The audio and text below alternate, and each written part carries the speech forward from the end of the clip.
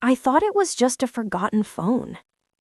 I didn't know that opening one message would save someone's life.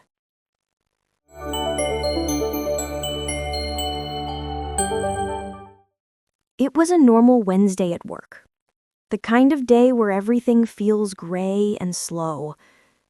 Mark, my coworker of 3 years, rushed out of the office early.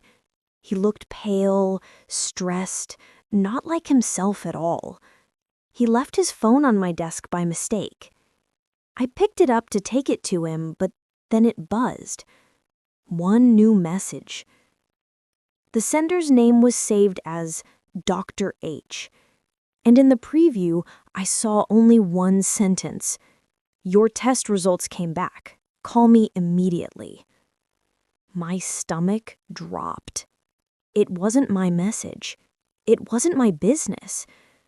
But something about the fear in his eyes earlier made my chest tighten. I shouldn't have opened it, but I did.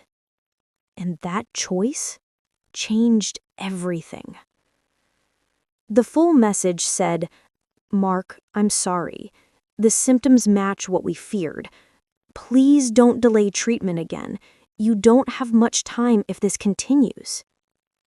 I froze. My hands went cold. The room felt suddenly too quiet, too sharp, too real.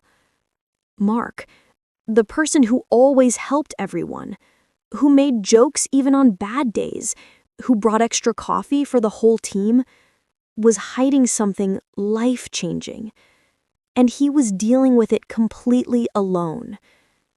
That evening, I found him sitting outside the building, hunched over, shoulders shaking.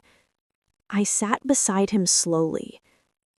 Mark, you forgot your phone, I said. He didn't even look up. I know, he whispered. I left it on purpose. I swallowed hard. He took a long breath and finally said, You read the message, didn't you? I nodded. I'm sorry, I shouldn't have. He closed his eyes. Not angry, just tired. I didn't want anyone to see me like this.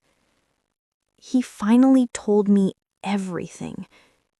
The doctor, the treatments he'd been skipping because he didn't want to worry anyone, the fear of losing the only job where he felt useful. The nights he couldn't sleep from pain, the mornings he pretended everything was fine. Then he said something that broke my heart. I didn't want to be a burden. People disappear when things get heavy, so I tried to stay light. I felt tears burn my eyes. You're not a burden, I whispered. You're human.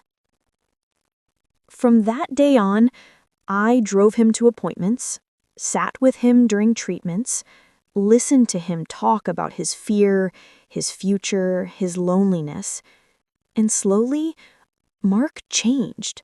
He stopped hiding, stopped pretending, stopped carrying everything alone. One evening, after his last treatment, he handed me a small note. His handwriting was shaky. Thank you for reading the message you weren't meant to read. Because of that, I didn't go through this alone. And for the first time, he smiled. Not the polite one he gave everyone. A real one. A relieved one. I used to think reading someone's private message was a mistake. But now I know. Sometimes the truth we're not meant to see is the truth someone is too scared to share. And choosing kindness can save a life. The message I was never meant to read ended up saving someone. And maybe saving me too.